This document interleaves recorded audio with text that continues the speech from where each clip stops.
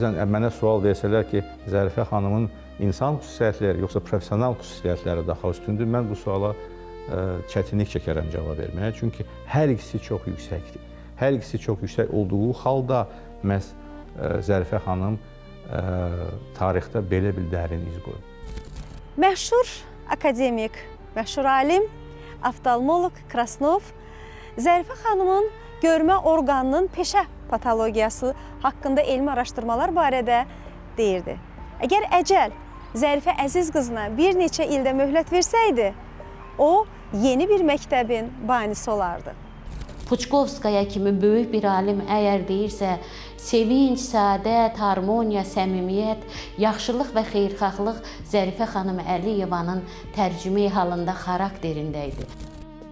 Dünya oftalmologiya elminin digər tanınmış simaları da Zərifə xanım Əliyeva haqqında tarixi fikirlər söyləyirlər.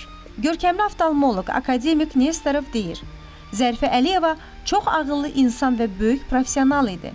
Mən onu öz sahəsinin məşhur alimi hesab edirəm. Oftalmologiyada o bir nömrəli idi. Professor Burovkina onu nəciblik və mənəvi paklıq timsalı adlandırır.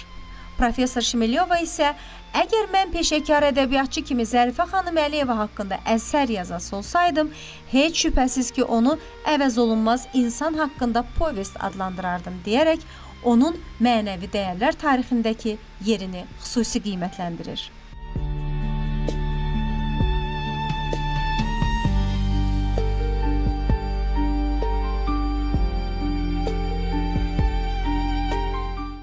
Zərifə Əliyeva müasir Azərbaycan qurucusunun, müasir Azərbaycan memarının, ulu öndər, ümumilli lider Heydər Əliyevin ömürgün yoldaşı idi.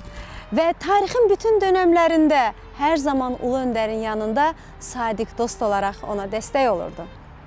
Əlbəttə, ictimai xadim, böyük tarixi şəxsiyyət Əziz Əliyev ailəsinin ənənələrindən qidalanan bu miras belə də olmalı idi.